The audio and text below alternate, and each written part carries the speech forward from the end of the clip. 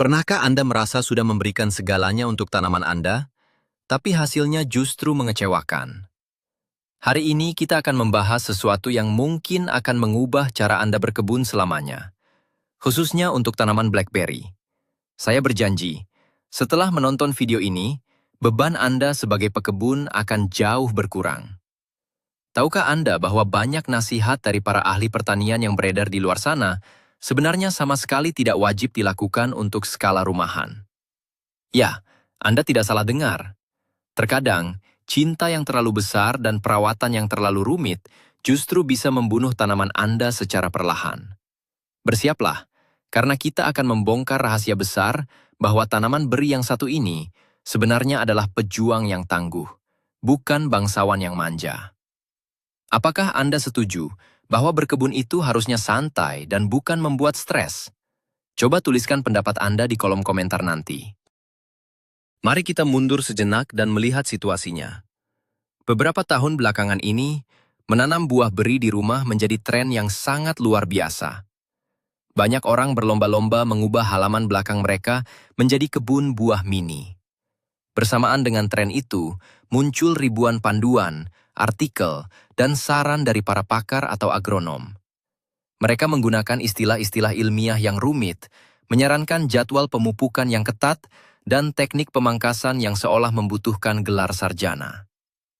Sejarah tanaman blackberry ini sebenarnya sangat sederhana. Di habitat aslinya, mereka tumbuh liar di pinggiran hutan, di semak belukar, tanpa ada satu manusia pun yang merawatnya. Mereka bertahan hidup melintasi berbagai musim dan tetap berbuah lebat setiap tahun. Fakta sejarah inilah yang sering dilupakan oleh para pekebun modern yang terlalu fokus pada produk perawatan komersial. Mari kita mulai dengan mitos yang paling sering membuat orang mundur sebelum mencoba. Pernahkah Anda mendengar bahwa tanaman ini membutuhkan campuran tanah yang sangat khusus dan mahal?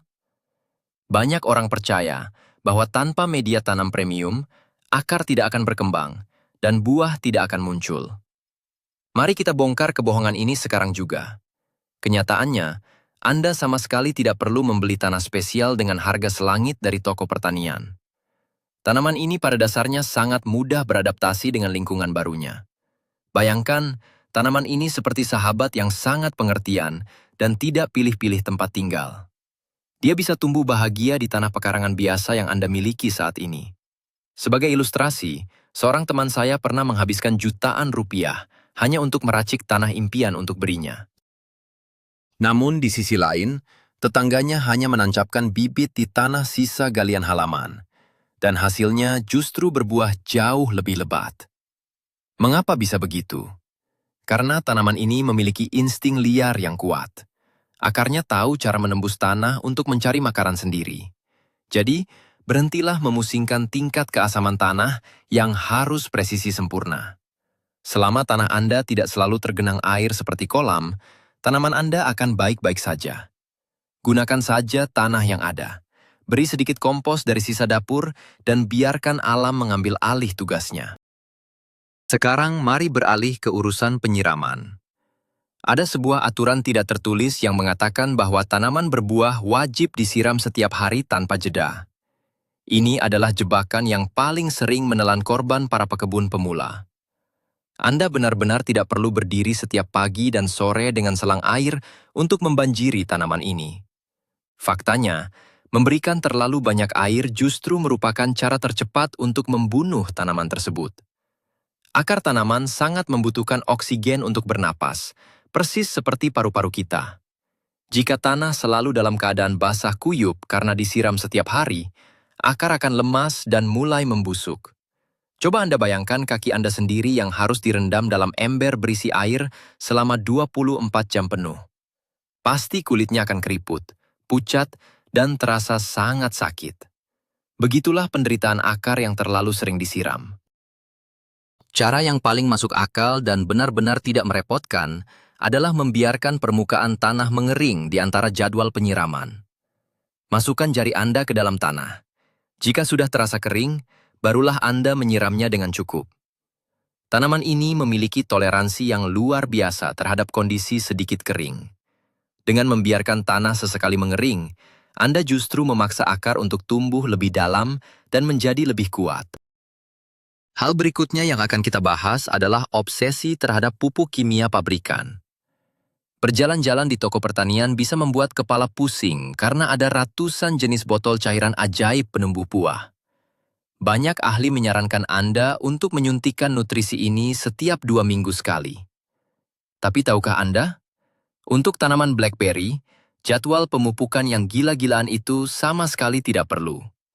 Memberikan pupuk kimia berdosis tinggi secara terus-menerus justru bisa membakar akar tanaman dan membuat daunnya menguning. Tanaman ini tidak membutuhkan suplemen binaragawan untuk bisa menghasilkan buah yang besar. Contoh nyata yang sering terjadi adalah ketika daun tanaman tumbuh sangat rimbun dan hijau gelap, tetapi bunganya tidak pernah muncul.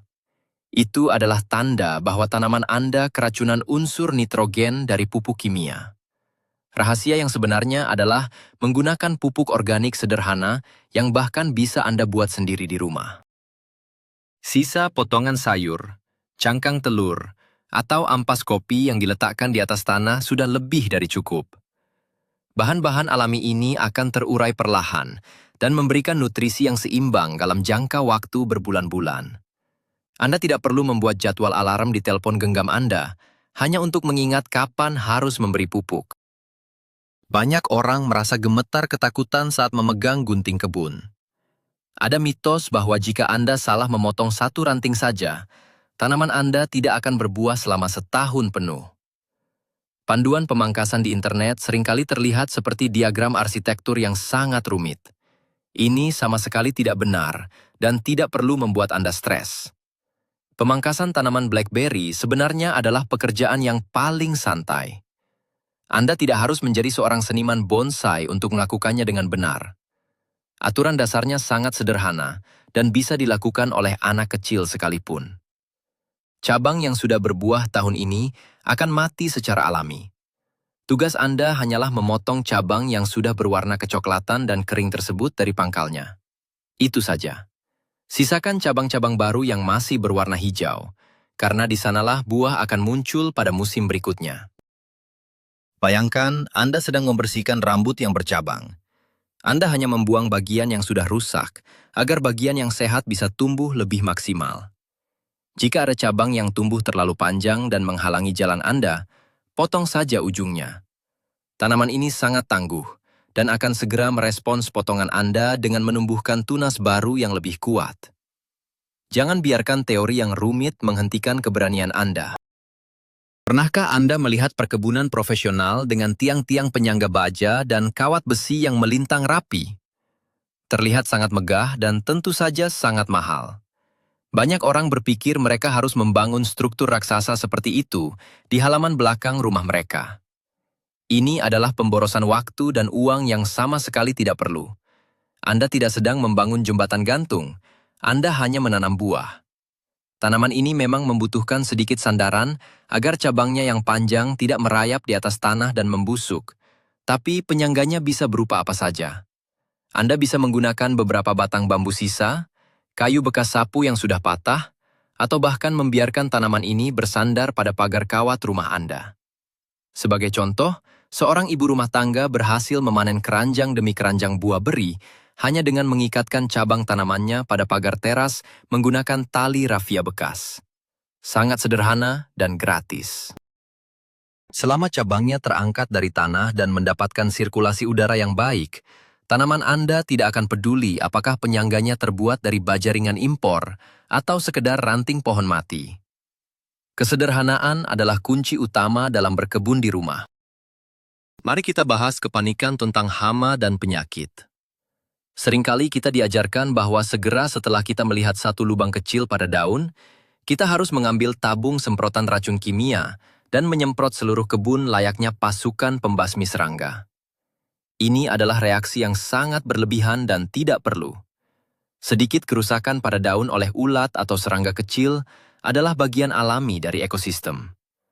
Tanaman blackberry memiliki sistem kekebalan tubuh yang sangat kuat. Mereka bisa mentolerir kehilangan sedikit daun tanpa memengaruhi produksi buah sama sekali. Menyemprotkan pestisida kimia yang keras secara rutin justru akan membunuh serangga baik seperti lebah yang sangat Anda butuhkan untuk proses penyerbukan bunga. Tanpa lebah, Anda tidak akan mendapatkan satu buah pun. Jika Anda melihat ulat, cara terbaik dan paling aman adalah mengambilnya dengan tangan, lalu membuangnya. Jika ada kutu daun, semprotan air sabun cuci piring yang diencerkan sudah sangat ampuh untuk mengatasinya. Bayangkan kebun Anda sebagai sebuah komunitas kecil. Biarkan predator alami seperti burung dan kepik datang untuk membantu Anda mengendalikan populasi hama. Anda tidak perlu mengubah halaman rumah Anda menjadi zona berbahaya yang penuh dengan racun. Apakah tanaman ini harus tersengat matahari terik sepanjang hari dari pagi hingga sore tanpa ampun? Banyak buku panduan mengatakan buah akan gagal manis jika kurang dari 8 jam terkena sinar matahari langsung. Pernyataan ini sering membuat orang yang halamannya sedikit teduh menjadi patah semangat. Faktanya, Anda tidak perlu menebang pohon besar di rumah Anda hanya demi menanam beri. Tanaman ini memang menyukai cahaya, tetapi mereka juga sangat menghargai sedikit keteduhan, terutama di saat cuaca sedang sangat terik dan panas menyengat. Cahaya matahari pagi selama 4 hingga 5 jam sudah sangat cukup untuk membuat proses fotosintesis berjalan sempurna. Bahkan, di daerah dengan suhu udara yang sangat tinggi, paparan sinar matahari sore secara langsung justru bisa membuat buah menjadi hangus terbakar dan daun menjadi layu. Sebuah contoh nyata. Pekebun di daerah perkotaan seringkali menanam beri ini di balkon yang hanya mendapat matahari setengah hari. Hasilnya sungguh mengejutkan. Buahnya tetap besar, berair, dan sangat manis. Tanaman ini tahu bagaimana beradaptasi dengan kondisi cahaya yang tidak ideal. Jadi, letakkan saja pot atau tanam bibit Anda di tempat yang terang, dan jangan terlalu kaku dalam menghitung jam sinar matahari. Mitos berikutnya yang perlu kita luruskan adalah anggapan bahwa Anda membutuhkan lahan yang sangat luas berhektar-hektar. Ada nasihat yang mengatakan jarak tanam harus dibuat sangat jauh antara satu pohon dengan pohon lainnya. Ini membuat orang yang tinggal di perumahan padat merasa tidak memiliki harapan. Dengarkan baik-baik. Anda tidak perlu menjadi tuan tanah untuk bisa menikmati panen melimpah. Tanaman ini sangat bisa ditanam di ruang yang sangat sempit sekalipun. Mereka sangat bersahabat dengan penanaman di dalam pot berukuran sedang atau di bedengan kecil di sudut halaman. Rahasianya bukan pada seberapa luas tanah Anda, melainkan pada bagaimana Anda mengarahkan pertumbuhannya ke atas, bukan ke samping. Dengan sedikit arahan menggunakan tiang kecil, Anda bisa menanam satu pohon di area seluas 1 meter persegi saja. Bayangkan, Anda sedang mengatur tata letak ruang tamu yang kecil. Dengan menggunakan rak tinggi, Anda bisa menyimpan banyak barang tanpa membuat ruangan terasa sesak. Begitu pula dengan tanaman ini. Jangan biarkan ukuran lahan yang kecil mengubur impian Anda. Bahkan dalam pot di atap rumah, tanaman ini tetap bisa memberikan Anda kebahagiaan saat musim panen tiba. Salah satu hal yang paling melelahkan dalam berkebun adalah mencabut rumput liar. Banyak agronom menyarankan agar tanah di sekitar pangkal tanaman harus bersih mengkilap tanpa ada satu helai rumput pun. Mereka bilang rumput akan mencuri makanan tanaman utama Anda. Ini adalah pemikiran yang tidak sepenuhnya benar dan sangat membuang waktu Anda. Anda sama sekali tidak perlu berjongkok setiap akhir pekan hingga punggung sakit hanya untuk mencabuti setiap rumput kecil yang tumbuh. Sedikit rumput liar di sekitar pangkal tanaman justru bisa membantu menahan kelembapan tanah saat musim panas tiba. Akar blackberry tumbuh cukup dalam dan tidak akan kalah bersaing dengan akar rumput pendek di permukaan. Tentu saja, Anda tidak boleh membiarkan rumput tumbuh setinggi pinggang hingga menutupi tanaman Anda. Namun, membiarkan beberapa tanaman kecil tumbuh di bawahnya adalah hal yang sangat wajar. Solusi cerdas, dan tanpa keringat adalah dengan menumpuk daun kering atau jerami di atas tanah tersebut. Penutup alami ini akan menekan pertumbuhan rumput yang mengganggu, sekaligus menjaga tanah tetap sejuk. Jadi, berhentilah menjadi polisi rumput liar yang terlalu disiplin. Ketakutan akan jamur adalah hal lain yang sering menghantui. Begitu ada bercak coklat kecil di daun, maka Anda bisa menduga bahwa jamur akan menyerang. Jangan khawatir, jamur tidak akan menyerang. Jamur hanya akan menyerang bagian dalam yang terkena jamur. banyak pekebun panik dan langsung menebang seluruh bagian tanaman. Nasihat umum seringkali menyuruh kita memusnahkan tanaman yang terkena jamur agar tidak menular. Tunggu dulu, jangan terburu-buru mengambil tindakan ekstrim yang tidak perlu. Keberadaan sedikit jamur pada daun tua di musim hujan adalah hal yang sangat wajar terjadi pada tanaman jenis apapun. Anda tidak perlu membakar tanaman Anda karena masalah sepele ini. Anggap saja itu seperti manusia yang terkena flu ringan saat cuaca sedang buruk. Tubuh tanaman memiliki mekanisme pemulihan sendiri. Jika Anda melihat beberapa daun berbintik, cukup petik daun tersebut dengan tangan dan buang ke tempat sampah. Tidak perlu menyemprotkan fungisida kimia yang berbau menyengat ke seluruh penjuru taman. Pastikan saja tanaman Anda memiliki jarak yang cukup agar angin bisa bertiup bebas di sela-sela daunnya. Angin adalah musuh alami jamur karena bisa mengeringkan embun pagi dengan cepat. Selama batang utamanya sehat dan tunas baru terus bermunculan, tanaman Anda berada dalam kondisi yang aman dan prima. Lalu, ada aturan ketat mengenai waktu panen. Beberapa buku mengatakan Anda harus memanen tepat pada pukul 7 pagi agar buah memiliki kualitas terbaik. Dan jika terlambat sedikit, buah akan hancur. Ini adalah aturan yang sangat konyol dan tidak masuk akal untuk diterapkan di rumah. Anda tidak sedang memproduksi buah untuk diekspor ke luar negeri.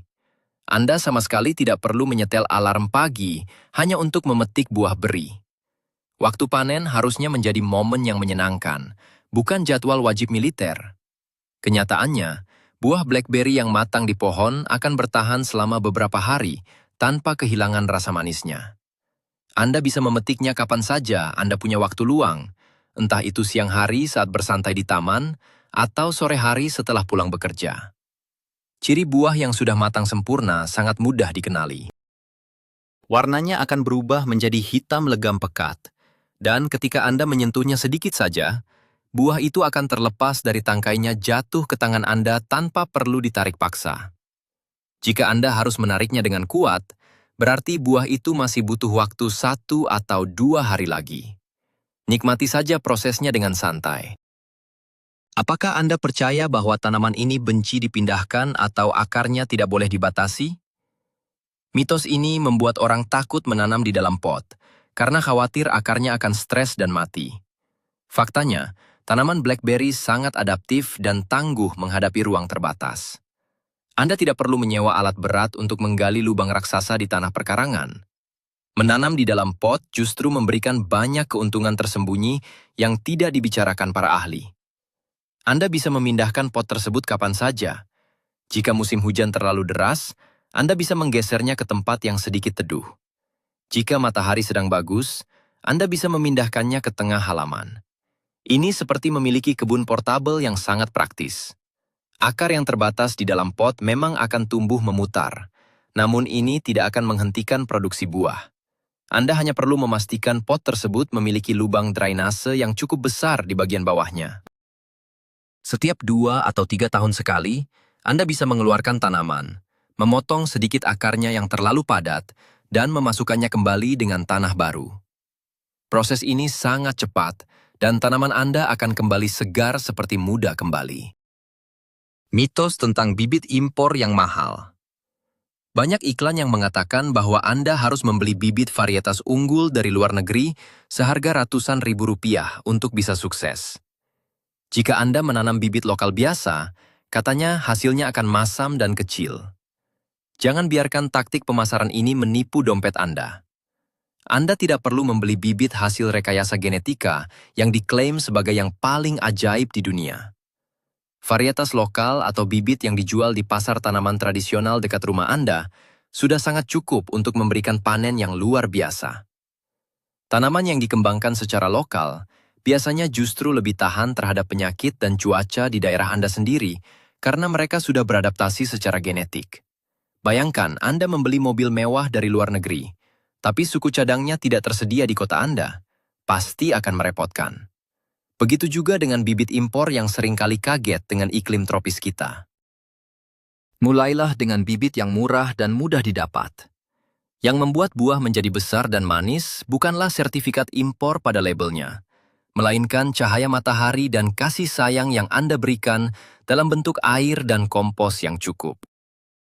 Pernahkah Anda membaca tentang kewajiban memberikan perlakuan khusus saat cuaca berubah menjadi ekstrim?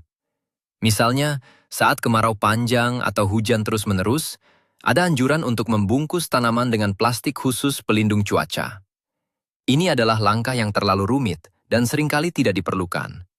Anda tidak perlu memakaikan jas hujan atau payung pada tanaman Anda setiap kali cuaca memburuk. BlackBerry memiliki cangkang pertahanan alami yang tangguh. Batang mereka dilapisi struktur kuat yang mampu menahan perubahan suhu yang lumayan drastis. Jika kemarau panjang melanda, daun mereka mungkin akan sedikit melengkung untuk mengurangi penguapan, tapi mereka tidak akan langsung mati. Itu adalah cara cerdas mereka bertahan hidup. Begitu hujan turun kembali, daun tersebut akan mekar dengan sendirinya. Memberikan penutup plastik justru sering menjebak panas dan kelembapan di dalam, yang akhirnya menciptakan sauna mematikan bagi tanaman Anda dan mengundang jamur ganas untuk tumbuh. Biarkan tanaman Anda merasakan udara bebas. Mereka hidup di alam terbuka selama ribuan tahun tanpa perlindungan buatan manusia, dan mereka baik-baik saja. Mari kita bahas tentang mulsa atau penutup tanah. Banyak ahli yang menyarankan untuk membeli batu hias khusus atau serpihan kayu pinus impor untuk menutupi tanah di sekitar tanaman agar terlihat indah dan mencegah gulma. Ya, menggunakan penutup tanah memang ide yang bagus, tapi Anda sama sekali tidak perlu mengeluarkan uang untuk membelinya.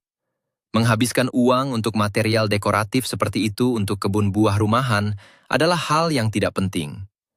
Alam sudah menyediakan semua yang Anda butuhkan secara gratis di sekitar Anda.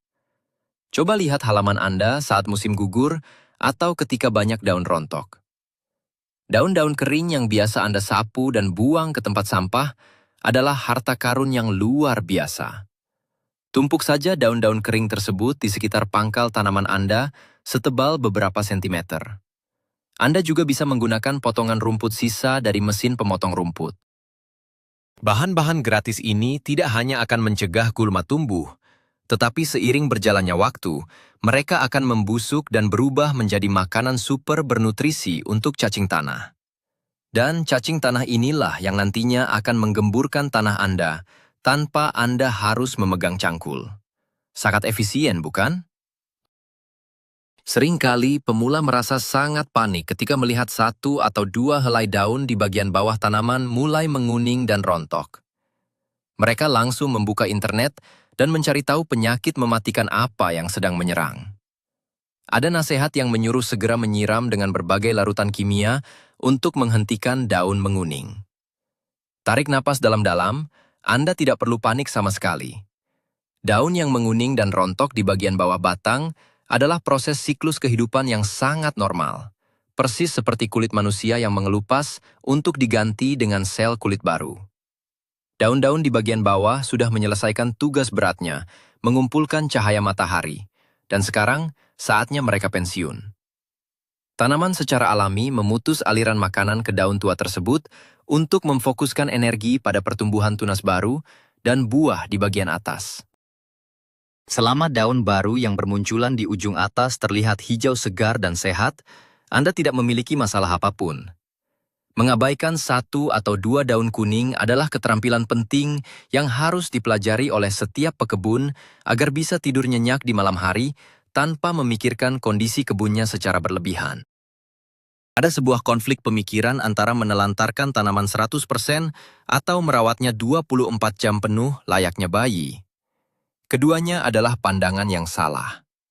Anda tidak perlu menghabiskan setiap akhir pekan Anda hanya untuk mengurus satu atau dua tanaman beri. Berkebun harusnya menjadi hobi penyembuh stres, bukan menambah beban pekerjaan baru. Konsep perawatan yang ideal adalah menemukan titik tengah yang santai. Tanaman ini sebenarnya sangat menyukai jika Anda sedikit mengabaikannya. Ya, pengabaian yang terukur. Setelah Anda menempatkannya di tempat yang tepat dan memberinya sedikit nutrisi awal, biarkan dia mengurus dirinya sendiri. Anda hanya perlu menengoknya 2 atau 3 hari sekali saat sedang memegang cangkir kopi pagi Anda. Periksa apakah tanahnya sudah sangat kering Atau apakah ada cabang yang patah tertiup angin? Hanya butuh waktu 5 menit. Sikap terlalu ikut campur, seperti memindahkan posisi pot setiap hari, atau membolak-balik tanah terlalu sering, justru membuat akar stres dan menghambat pertumbuhan. Jadilah pengawas yang santai, nikmati pemandangannya, dan biarkan keajaiban pertumbuhan terjadi dengan sendirinya tanpa intervensi yang berlebihan. Mitos penyerbukan buatan adalah salah satu hal yang paling lucu tapi sering dipercaya. Beberapa panduan modern menyarankan Anda untuk mengambil kuas kecil dan mengusapkannya dari satu bunga ke bunga lainnya secara manual agar buah bisa terbentuk. Mereka menakut-nakuti bahwa tanpa bantuan tangan manusia, bunga hanya akan rontok dan gagal menjadi buah. Kecuali Anda menanam BlackBerry ini di dalam ruangan tertutup seperti laboratorium yang sama sekali tidak ada serangga, Anda tidak perlu melakukan tugas konyol ini. Di alam terbuka, ada jutaan pekerja tanpa bayaran yang siap melakukan tugas ini untuk Anda. Angin yang bertiup lembut setiap sore sudah cukup untuk menggoyangkan serbuk sari dari satu bunga ke bunga lainnya. Belum lagi bantuan dari lebah kecil, kupu-kupu, dan berbagai serangga terbang lainnya yang sangat tertarik dengan nektar bunga BlackBerry. Mereka akan terbang dari satu kelopak ke kelopak lain tanpa lelah dari pagi hingga sore. Tugas Anda hanyalah memastikan Anda tidak menyemprotkan racun serangga di sekitar bunga yang sedang mekar, dan biarkan pasukan alam tersebut menyelesaikan pekerjaannya dengan sempurna. Anda cukup duduk santai menunggunya. Apakah umur tanaman ini sangat pendek dan harus diganti bibit baru setiap tahun? Banyak pedagang bibit nakal yang menyebarkan rumor ini agar Anda terus membeli tanaman dari mereka secara rutin. Jangan termakan omong kosong ini. Anda sama sekali tidak perlu membongkar kebun dan menanam ulang dari nol setiap pergantian tahun. Tanaman BlackBerry adalah tanaman abadi yang sangat berumur panjang. Akar utama mereka yang tertanam di bawah tanah bisa hidup dan terus memproduksi tunas baru selama lebih dari 10 hingga 15 tahun jika dirawat dengan cara dasar yang baik. Bayangkan ini sebagai investasi jangka panjang yang sangat menguntungkan. Walaupun cabang yang berbuah tahun ini akan mati, mahkota akar di bawah tanah sedang sibuk mempersiapkan pasukan cabang baru yang akan muncul menembus tanah pada musim semi berikutnya. Setiap tahun, sistem akar ini akan menjadi semakin besar, kuat, dan tangguh. Ini berarti produksi buah Anda kemungkinan besar akan terus meningkat seiring bertambahnya usia tanaman tersebut. Jadi, satu kali menanam dengan benar, Anda akan menikmati hasilnya bertahun-tahun lamanya, tanpa keluar uang sepeser pun untuk bibit baru. Terakhir, ada peringatan menakutkan bahwa tanaman BlackBerry adalah monster invasif yang akan mengambil alih seluruh halaman rumah Anda dan tidak bisa dimatikan. Mereka mengancam bahwa akarnya akan merusak pondasi rumah. Memang benar tanaman ini suka menyebar melalui tunas akar, tetapi Anda tidak perlu merasa seperti sedang berperang melawan alien. Mengendalikan pertumbuhannya sebenarnya sangat mudah dan tidak membutuhkan tenaga ekstra. Jika Anda melihat ada tunas baru yang muncul dari dalam tanah di tempat yang tidak Anda inginkan, entah itu di tengah rumput atau di jalan setapak, cukup potong tunas hijau tersebut dengan gunting kebun saat masih kecil. Atau lebih mudah lagi, Anda bisa melindasnya dengan mesin pemotong rumput saat merapikan halaman. Tanpa daun untuk berfotosintesis, tunas liar tersebut akan mati dengan sendirinya, dan akar utama akan berhenti mengirimkan energi ke arah sana. Anda adalah bos di kebun Anda sendiri. Dengan sedikit batasan dan pemotongan rutin yang hanya memakan waktu beberapa detik, tanaman ini akan tetap rapi dan patuh di area yang sudah Anda tentukan. Mereka akan menjadi peliharaan yang sangat jinak dan menguntungkan. Jadi, mari kita tarik kesimpulan dari semua pembongkaran mitos hari ini. Hal yang paling mengejutkan adalah bahwa rahasia terbesar untuk mendapatkan panen BlackBerry yang melimpah justru dengan tidak melakukan terlalu banyak hal. Alam sudah merancang tanaman ini untuk bertahan hidup dan berkembang biak dengan sangat mandiri. Mengabaikan saran-saran rumit yang menguras waktu, tenaga, dan uang adalah langkah terbaik yang bisa Anda ambil. Cukup sediakan tanah yang masuk akal, penyiraman secukupnya tanpa menenggelamkan akar, dan biarkan cahaya matahari melakukan keajaibannya. Pemangkasan pun hanya soal membuang cabang yang sudah mati. Sangat melegakan, bukan? Mengetahui bahwa Anda tidak perlu menjadi ahli botani untuk sukses. Terima kasih banyak telah menemani saya mengupas tuntas topik yang sangat menarik ini. Saya harap video ini bisa mengangkat beban dari pundak Anda dan membuat Anda lebih semangat untuk mulai menanam. Jangan lupa untuk menekan tombol langganan agar kita bisa terus belajar hal baru bersama. Dan berikan tanda suka jika informasi ini membuka wawasan Anda. Sekarang, saya punya pertanyaan untuk Anda. Mitos kebun apa yang dulu sangat Anda percayai, tapi ternyata sama sekali tidak benar? Bagikan cerita Anda di kolom komentar di bawah. Mari kita berdiskusi.